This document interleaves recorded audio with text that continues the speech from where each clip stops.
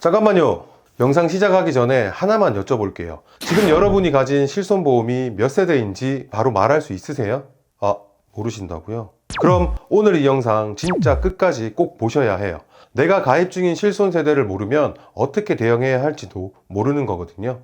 요즘 실손보험 개혁 얘기 나오면서 걱정도 되고 고민도 많으시죠? 이 실손 개혁을 하는 이유가 이런 이유 때문인데요. 그런데요, 한 가지는 확실해요. 지금 실손보험 하나만 믿고 계신 분이라면 앞으로 병원비 때문에 생각보다 훨씬 큰 부담을 느끼게 될 수도 있어요. 오늘 이 얘기 진짜 중요한 내용이라서 꼭 끝까지 봐주셨으면 좋겠습니다. 그리고 본격적으로 시작하기 전에요, 지금 댓글창에 내가 몇 세대 실손 가입자인지 한번 남겨주세요. 1세대, 2세대, 3세대, 4세대 아니면 모름 이렇게만 써주셔도 되고요. 어떤 세대분들이 제일 많은지 보고 다음 영상에 꼭 반영하도록 할게요. 자, 그럼 본론으로 들어가서 2021년 7월에 4세대 실손이 출시가 되고 5년 만인 2026년 상반기부터 5세대 실손보험이 나오면서 실손 구조 자체가 완전히 바뀌게 됐어요. 근데 아직도 많은 분들이 실손보험만 있으면 병원비는 다 해결되지 이렇게 생각하시거든요. 그리고 기존 실손을 5세대로 바꾸는 게 맞는 건지 고민하시는 분들도 정말 많아요. 근데 이제 그 공식이 깨지고 있다는 거예요. 핵심은 딱 한 가지인데요. 앞으로는 내가 병원을 자주 갈수록 내가 더 많이 부담하는 구조로 바뀐다는 거예요. 우리가 실손 변천사를 생각을 해보면 1세대 때는 병원비를 거의 다 돌려받는 구조였죠. 2세대, 3세대 거치면서 자기 부담금이 조금씩 생기더니 4세대는 급여 20%, 비급여 30%까지 높아졌고요. 잠깐 여기서 숫자를 한번 보고 넘어갈게요. 2026년 기준으로 세대별 보험료 인상률인데요. 4세대 가입자분들은 올해에만 벌써 20%대가 오른다는 거예요. 그리고 이게 내년에 또 올라요. 최근 5년 동안 실손 의료비 평균 인상률인 연 9%보다 1.2% 낮은 7.8%가 2026년 실손 의료보험에 반영되어서 인상될 예정인데요. 지금 내가 내는 보험료가 한 달에 3만 원이면 5년 뒤에 얼마일지 직접 한번 계산해 보시는 것도 좋겠네요. 그리고 이번 5세대는 그동안의 변화와는 강도 자체가 달라요. 가장 큰 변화가 뭐냐면 이제 질병을 중증이랑 비중증으로 나눠서 보장을 한다는 거예요. 암이나 뇌혈관, 심장질환, 희귀성 난치질환, 중증화상 같은 이런 중증 질환들은 기존처럼 유지되고요. 일부는 오히려 더 좋아지는 부분도 있어요. 좋아지는 부분은 종합병원, 상급종합병원 입원 시 중증 비급여의 자기부담금 한도를 500만 원으로 적용을 해주는 거예요. 4세대는 200만 원인데 500만 원이면 안 좋아진 거 아닌가? 라고 생각을 하셨다면 금액만 보면 당연히 그렇게 생각 드시는 게 맞아요. 그런데 비급여에도 적용이 되는 거고 4세대는 급여에만 자기부담금 한도를 200만 원 적용을 하지만 5세대는 비급여도 적용해서 500만 원이니까 예를 들어 4세대로 비급여 암 치료를 받고 5천만 원이 나왔다면 30%인 1,500만 원을 내가 부담을 하지만 5세대는 비급여도 해당이 되니까 5천만 원 중에 500만 원만 내면 되는 거죠. 그럼 좋아진 거죠. 그리고 임신, 출산 관련은 4세대는 보상이 안 됐는데요.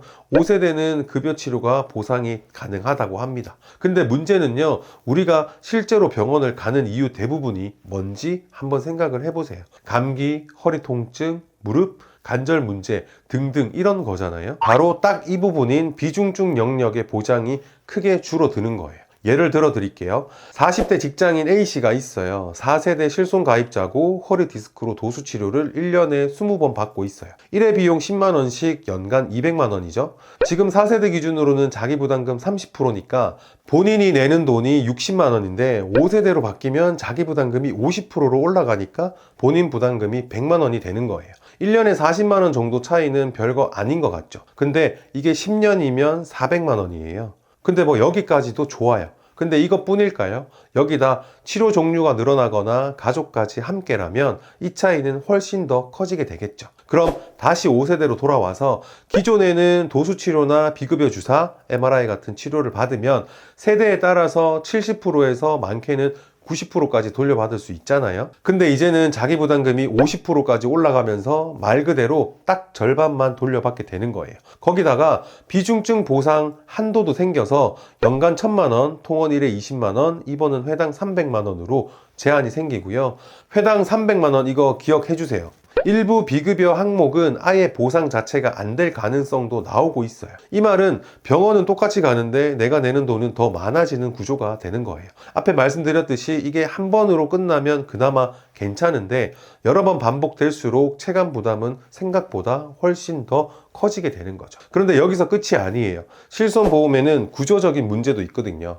지금 실손보험 가입자 중에서 상위 9%가 전체 보험금의 80%를 가져가고 있어요. 반대로 약 65%의 가입자는 보험금을 거의 못 받고 보험료만 꼬박꼬박 내고 있는 상황인 거죠. 그러니까 이 구조에서는 보험료가 오를 수밖에 없고 보험사 입장에서는 손해율을 낮추려면 결국 보장을 줄이고 자기 부담금을 올리는 방법밖에는 없는 거죠. 그게 지금 5세대 개편으로 이어진 거고 앞으로 이 흐름은 계속 이어질 가능성이 높다고 보셔야 해요. 그러면 잠깐 여기까지 오셨다는 건 이 내용이 나한테 필요한 정보라는 건데 지금 좋아요 한 번만 눌러주시면 이런 영상 더 많이 만들 수 있고요. 구독하시면 다음에 나올 심화편도 빠르게 받아보실 수 있겠죠. 그래서 많은 분들이 이런 고민을 하시더라고요. 그럼 지금 실손을 바꿔야 되나? 결론부터 말씀을 드릴게요. 제대로 알아보지도 않고 무조건 바꾸지는 마세요. 특히 1세대, 2세대 초기 가입자분들은 아직 서두르시면 안 되는 게 재가입 주기 자체가 없고 보장 조건이 좋아서 보험사가 돈을 주고 다시 사려고 할 정도거든요. 그래서 재매입 얘기까지 나올 정도고요. 그렇기 때문에 정확한 보상 방안이 나오기 전까지는 일단 무조건 유지가 맞아요. 여기서 아주 중요한 경고 하나 드려야 할 것 같아요. 약관을 변경하고 재매입하겠다는 얘기가 있는데 들어보셨죠? 이게 뭐냐면 보험회사랑 1, 2세대 가입자가 합의에 따라서 일정 금액을 받고 기존 계약을 해지 또는 신규 실손으로 가입을 하고 계약을 종료시키는 방식인데요. 처음 방식은 다들 아시는 법을 그냥 강제로 바꿔서 전환하는 방식으로 정부랑 보험사가 합의를 했는데요. 이 부분은 가입자들이 원하는 경우에만 전환이 가능한 걸로 최종 결정되었습니다. 그럼 재매입 보상금은 어떻게 산출하냐로 말들이 많지만 구체적으로 시행이 될지 말지도 그리고 시행이 되더라도 보상 부분 역시 아직 정확히 확정된 건 아무것도 없고 보상 금액 관련으로 소문만 무성하거든요. 근데도 돈도 받고 좋은 거 아니야? 이렇게 생각하시는 분들도 있을 수 있는데요. 절대 현혹되시면 안 되는 게 보험사가 돈을 주면서까지 사려는 데는 이유가 있을 거고 그 이상의 가치가 있기 때문 아닐까요? 그러니 어떤 제안을 받으시더라도 전문가 상담 먼저 꼭 받아보시고 결정하시길 바랍니다. 그리고 3세대, 4세대 가입자분들은 어차피 재가입 시점이 오면 5세대로 자동으로 변경이 되거든요. 지금 보험료가 크게 부담스럽지 않다면 굳이 먼저 바꾸실 필요는 없어요. 자, 그러면 내가 가입한 실손이 몇 세대냐에 따라서 지금 당장 뭘 해야 하는지 딱 정리해 드릴게요. 이 내용은 화면을 잠깐 멈추시고 캡처해 두시면 좋을 것 같아요. 지금 내 실손이 몇 세대인지 모르신다면 가입 증서나 보험사 앱에서 확인을 하실 수 있고요.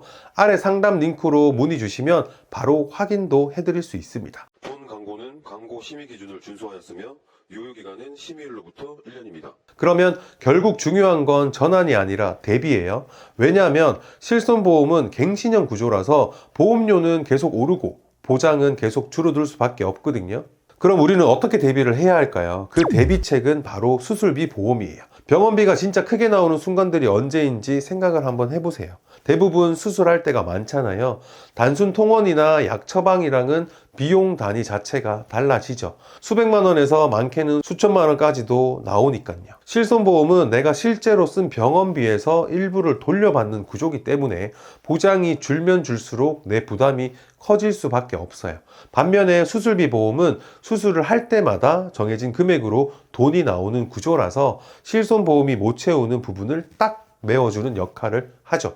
숫자로 비교 한번 해드릴게요. 신경뿌리병증을 동반한 요추 및 기타 추간판 장애로 추간판 제거 수술을 했다고 가정을 할게요. 치료비는 비급여만 600만 원이 나왔어요. 그럼 4세대 실손에서는 비급여 치료에서 70%가 보장이 되니까 최종 자기부담금은 30%로 180만 원이 나옵니다. 그러면 5세대에서는 얼마나 보장이 될까요? 비급여 비중증이 50% 보상이 된다고 했으니까 300만 원이 자기부담금 부담금인데 여기서 1회 비급여 비중증 입원 한도가 300만 원이 적용이 되면 최종 자기 부담금은 300만 원이죠.